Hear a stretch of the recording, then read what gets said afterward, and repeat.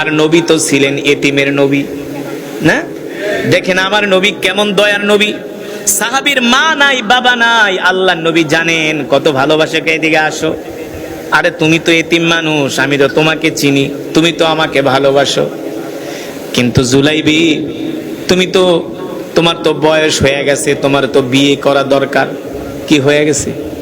বয়স হয়ে গেছে, বিয়ে করা দরকার। আল্লাহ রসুল বুঝতেছেন তার সাহাবীর বয়স হয়ে গেছে, বিয়ে করা দরকার। এই সমাজে কিছু মা বাবা আছেন, ছেলে বিয়ের উপযুক্ত হয়ে গেলেও ছেলেকে বিয়ে করায় না। আছে না? নাই? অনেক মা বাবা আছে, ছেলে বিয়ে হয়ে গেছে, বিয়ে করায় না। আমরা তো দেশের বাহিরে অনেক প্রোগ্রামে যাই, মালয়েশিয়া যাই, সৌদি আরব যাই, দুবাই যাই, কাতার যাই, ওমান যাই, বাহরান যাই।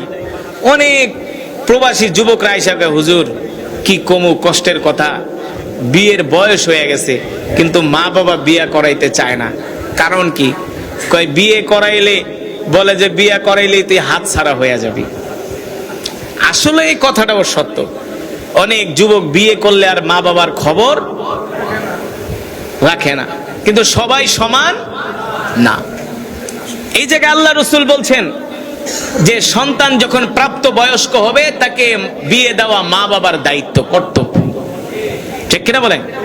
রসুলের সাহাবী জুলাইবি বিয়ের বয়স হয়ে গেছে, আল্লাহ নবী ডাক দিয়া বলেন, আতাজাওয়াজা ইয়া জুলাইবি, এই জুলাইবি তোমার তো বিয়ের বয়স হয়ে গেছে, বিয়ে ঠিক করবা কিনা? জুলাইবি রাদিয়াল্লাহু তাআলা আনহু বলেন, ওগো আল্লাহর নবী, আনা ফাকিরুন জিদ্দান, আমি গরিব মানুষ, আমি একটা কালো মানুষ, খাটো মানুষ, আমি দেখতে কালো, দেখতে খাটো, দেখতে কালো, একেবারে গরিব মানুষ। এই মদিনার কোন মানুষ আমার কাছে মেয়ে বিয়ে দিবে? কেউ আমার কাছে মেয়ে বিয়ে দিবে না। আল্লাহর নবী একদিন, দুই দিন, তিন দিন জিজ্ঞেস করলেন, আতাজাওয়াজা ইয়া জুলাইবি, জুলাইবি তুমি কি বিয়ে শাদী করবা কিনা? জুলাইবি রাদিয়াল্লাহু তাআলা আনহু বললেন, ওগো আল্লাহর নবী, আমার কাছে কে মেয়ে বিয়ে দিবে? দ্বিতীয় দিন, তৃতীয় দিন জিজ্ঞেস করার পরে জুলাইবি কোনো কথা বলে না। কোনো কথা না বলার মানে হলো চুপ থাকা, হলো সম্মতির লক্ষ্য। লাজুক মানুষকে বিয়ের কথা বললে সে কি করে? কথা বলে না, চুপ থাকে। আর যেটার লজ্জা শরম নাই, হেরে আর বিয়ের কথা কেমন লাগে না, নিজেই পুরা যায় একেবারে একটা দইরা লই আহে।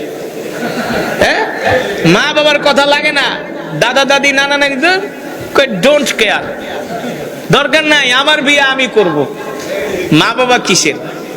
নিজের পছন্দ মতো একটা দইরা নিয়ে আহে, পরে ওই বিয়ে 6 মাসও টিকে না।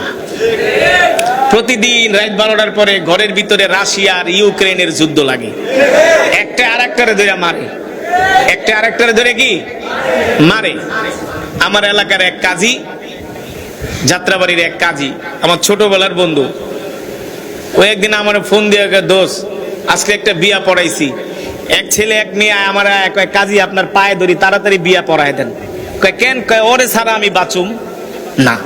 ওরে ছাড়া আমি বাঁচুম না, ছেলেও ওরে ছাড়া আমি বাঁচুম না, মেয়েও ওরে ছাড়া আমি বাঁচুম না। আমার ওকে কি বিপদে পড়ছি দোস্ত, অন্য যদি বিয়া করে তা আমি তো মামলা খামো। ওদের কোনো ডকুমেন্টস নাই, কোনো সাক্ষী নাই, মা বাপ নাই, তা আমি কেমনে কি করি? আমি বলছি, শোনো, বিয়ে করানোর জন্য 2 জন পুরুষ সাক্ষী বালেগ ধইরা নিয়ে আসো, সাক্ষী দিয়া বিয়া পড়ায় দাও। যাই হোক, 2টারে বিয়া পড়ায় দিছি। বিয়ে পড়ানোর পরে গেছে বাড়িতে, মাত্র হাতে গয়না 1 মাস সংসার করছে। কয় মাস? এবার কাজীরে একা হাতে ধরি, তাড়াতাড়ি ডিভোর্স করায় দাও, তাড়াতাড়ি ডিভোর্স করায় দাও। একটার চেহারা, তোর চেহারা আমি দেখতে চাই না, আমিও তোর চেহারা দেখতে চাই না। তোর চেহারা না দেখে কুত্তার চেহারা দেখা ভালো। যুবক, এখানে কথা আছে, মা বাবার দোয়া যদি না থাকে তাহলে সেই বিয়েতেও শান্তি আসে না। এখানে মা বাবার দোয়াটাও ফ্যাক্টর, ঠিক কিনা বলেন? মা বাবার দোয়ারও প্রয়োজন। এই কারণে যুবক যখন বিয়ের বয়স হবে, মা বাবাকে বলবে, মা বাবার পছন্দ সবকিছু মিলিয়ে আল্লাহ রসুল বলছেন, তোমাদের বিয়ের বয়স হলে, তোমরা প্রাপ্ত বয়স্ক হলে তোমরা বিয়ে করে নাও, কারণ বিয়ে করলে দারিদ্রতা দূর হয়, বিয়ে করলে অভাব দূর হয়। কি দূর হয়? কি দূর হয়? অভাব দূর হয়। আল্লাহ রসুলের সাহাবী জুলাইবিবকে ডাক দিছে, এদিকে আসো, বিয়ে করবা? কথা কয় না, চুপ করে আছে। আল্লাহ রসুল তৃতীয়বার বললেন বিয়ে করবা, চুপ করে আছে। চুপ করা হলো সম্মতির লক্ষণ। এবার আল্লাহ নবী ডাক দিয়া বলে, জুলাইবিব যাও, আমি তোমাকে একটা পত্র লিখে দিলাম, এই পত্র নিয়া মদিনার সবচেয়ে সুন্দরী কন্যা যাকে বলা হয় হুরে মদিনা, সুবহানাল্লাহ বলেন।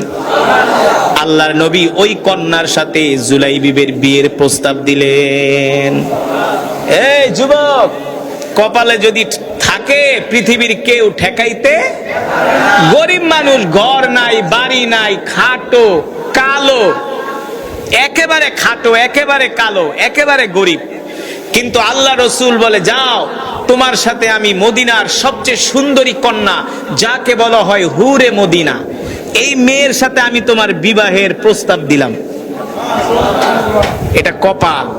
আল্লাহ যদি কপালে লেখা রাখে, পৃথিবীর কেউ ঠেকাইতে পারে? পারে না। আল্লাহ যদি তোমাকে উঠাইতে চায়, পৃথিবীর সব মানুষ তোমাকে টেনেও নামাতে পারবে না। ঠিক কিনা বলেন? এ কারণে ভরসা করতে হবে কার উপরে? তাওয়াক্কুল করতে হবে কার উপরে? ওমাইয়া তাওয়াক্কাল আলাল্লাহি ফাহুয়া হাসবু। আল্লাহ তাআলা বলে, যে আমার উপর তাওয়াক্কুল করে, ভরসা করে, আমি আল্লাহ তার জন্য যথেষ্ট হয়ে যাই। ঠিক কিনা বলেন? আজকে যুবকদের আল্লাহর উপর ভরসা নাই, এই কারণে তারা নামাজ পড়ে না, তারা আল্লাহর হুকুম মানে না, আল্লাহর দিন মানে না। মনে করে নিজে পড়ালেখা করে ক্যারিয়ার করবে, নিজে অনেক বড় চাকরি করবে। আল্লাহ তাআলার রহমত ছাড়া কোনো কিছুই করা সম্ভব। আরে আল্লাহ যদি চায়, তোমাকে বিনা কষ্টে অনেক বড় চাকরি দিতে পারে। আল্লাহ যদি চায়, তোমার জন্য সুন্দরী স্ত্রীর ব্যবস্থা করতে পারে। পারে কি পারে না? জুলাইবিবের সাথে যখন এই সুন্দরী কন্যার বিয়ের প্রস্তাব দিলেন আল্লাহর নবী, এবার মদিনার যুবকরা কয়, কিরে কাইল্লা, আমরা এত সুন্দর হ্যান্ডসাম হইয়া এত সুন্দর নারী পাইলাম না, আর তুই কালো আর খাটো হয়ে এত সুন্দর নারী কিভাবে পালি? দেওয়ার মালিক আল্লাহ। এবার আল্লাহর নবী পত্র লিখে দিলেন, যাও যাও, এই পত্র নিয়ে যাও। এবার জুলাইবিব রাদিয়াল্লাহু তাআলা আনহু পত্র নিয়ে সাহাবী আবু আইয়ুব আনসারীর বাড়িতে গেলেন।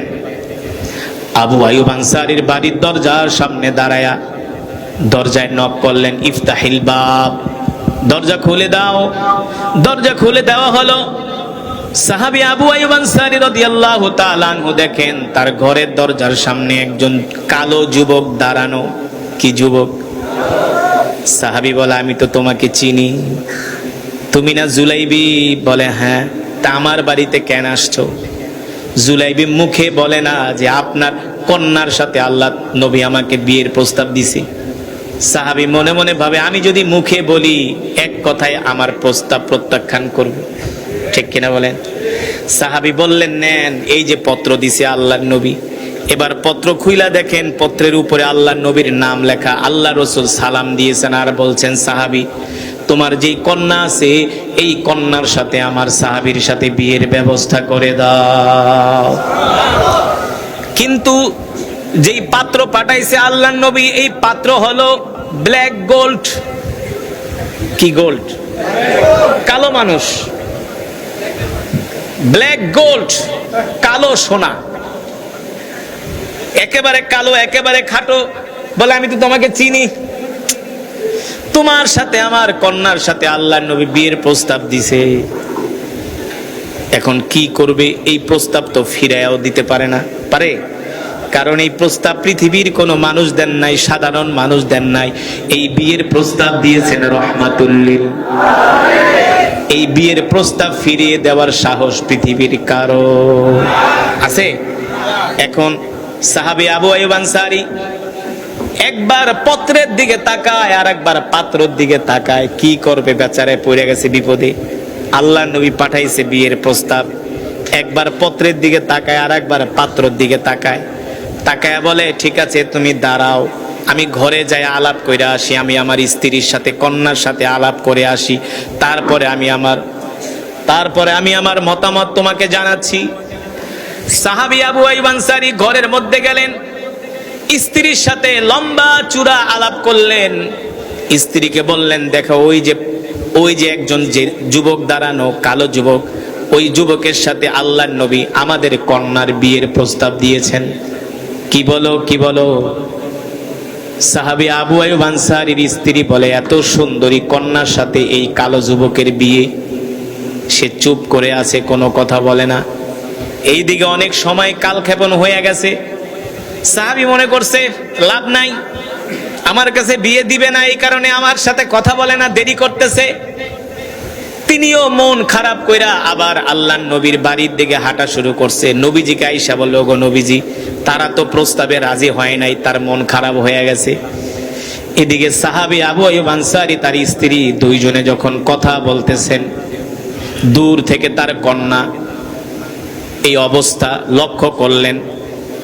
এই অবস্থা লক্ষ্য করে, এই অবস্থা দেখে তার মার কাছে আসলেন, বাবার কাছে আসলেন, এসে বললেন, আবি উম্মি, আপনারা কোন বিষয় নিয়ে আলোচনা করছেন? সাহাবী আবু আইয়ুব আনসারী বলে, মা দেখ, এই যে আল্লাহর নবী তোমার বিয়ের প্রস্তাব পাঠাইছে একজন যুবকের সাথে, কিন্তু যুবক এত কালো, এত খাটো, এত গরিব, আমি তাকে চিনি। মদিনায় তার কোনো ঘর নাই, বাড়ি নাই, সে দেখতে কালো মানুষ, খাটো মানুষ। এমন একটা যুবকের সাথে কি আমরা তোমাকে বিয়ে দিব? যেমন বাবা তেমন কন্যা, গাছ যদি ভালো হয় ফলও ভালো হয়, ঠিক কিনা বলে? সাহাবী আবু আইয়ুব আনসারীর কন্যা, যাকে বলা হয় হুরে মদিনা, ডাক দিয়ে বলে, আব্বা জান, বলেন কি, বলেন কি? এই যুবককে ফিরায় দিবেন, এত বড় দুঃসাহস তো আমাদের নাই। এই বিয়ের প্রস্তাব দুনিয়ার কোন সাধারণ মানুষ দেয় নাই, এই বিয়ের প্রস্তাব দিয়েছেন রাহমাতুল লিল আলামিন। সুবহানাল্লাহ বলেন। তাড়াতাড়ি যুবককে ডাক দেন, শুধু আমি আপনার কন্যা, এই যুবকের সাথে বিবাহ বন্ধনে আবদ্ধ হব না, আমি এই যুবককে খেদমত করতে করতে আমি আমার জীবনটাকে কোরবানি করে দিব। কত ভালো কন্যা, কত ভালো মেয়ে, দিনদার মেয়ে। এই সমাজের ভিতরে এমন কিছু মেয়ে আছে যারা দাড়িওয়ালা পুরুষ পছন্দ করে না, নাই? দাড়ি রাখলে এই দাড়িওয়ালা যুবকের সাথে আমি বিয়ে বসবো না, আছে কি আছে না? 5 ওয়াক্ত নামাজ পড়ে, ফজরের নামাজ জামাতে পড়ে, তার কাছে মেয়ে বিয়ে দিতে চায় না, খালি অর্থ নাই, টাকা পয়সা কম,